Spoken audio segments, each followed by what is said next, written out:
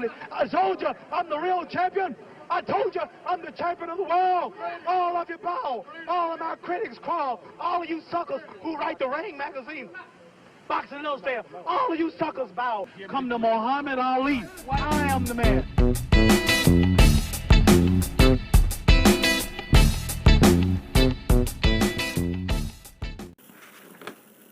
Muhammad Ali has a lasting impact on our world today. That is because he wasn't afraid to stand up for what he thought was right. Ali's personality was just as remarkable as his fights. He was an icon and a hero to many. His outrageous remarks and clever use of the English language still entertain us even today. Today, we know him as the People's Champion, or even the GOAT, the greatest of all time. But Ali was actually born Cassius Clay. Cassius Clay was born on January 17, 1942 in Louisville, Kentucky. At the age of 12, he had his own bike stolen. Clay told police officer Joe Martin that he wanted to get revenge on the thief. Officer Martin coincidentally trained young boxers at a local gym. Martin began to teach a thing or two about fighting to Clay, and thus began his boxing career. In his first amateur bout in 1954, he won the fight by split decision. Ali won the National Golden Gloves Tournament of Champions soon after. In 1960, Clay earned a spot on the U.S. Olympic boxing team. Clay defeated Zbigniew Pichirovsky to win the light heavyweight gold medal. Cassius Clay joined the Nation of Islam in 1964. Clay had his ring name as Cassius X before settling on the name Muhammad Ali after his conversion to Islam. On the April of 1967, Ali was drafted to fight in the Vietnam War. He refused to fight in the war. Ali took a stand in what he believed to be right. Like Ali said, he who is not courageous enough to take risks will accomplish nothing in life. This stance against fighting in the Vietnam War will be remembered for years to come in American history. Ali was stripped of his world title and boxing license. He was found guilty of violating selective service laws and sentenced to 5 years in prison in 1967. The U.S. Supreme Court overturned the conviction in 1971.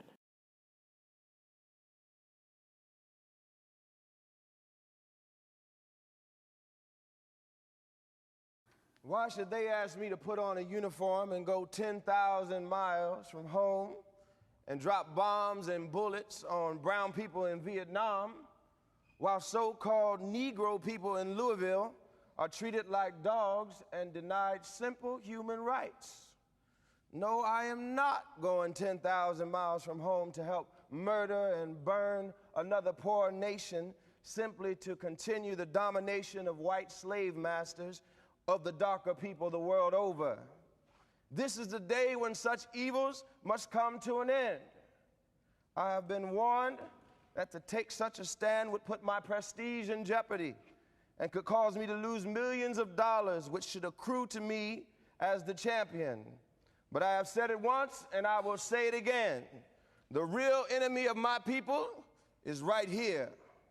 I will not disgrace my religion, my people, or myself by becoming a tool to enslave those who are fighting for their own justice, freedom, and equality. If I thought the war was going to bring freedom and equality to 22 million of my people, they wouldn't have to draft me.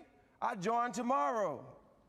But I either have to obey the laws of the land or the laws of Allah. I have nothing to lose by standing up for my beliefs. So I'll go to jail. We've been in jail for 400 years. The People's Champion soon returned to boxing and fought against some of the greatest boxers in history. In 1970, he returned to fight and beat Jerry Quarry, but his next fight in 1971 was against the great Joe Frazier.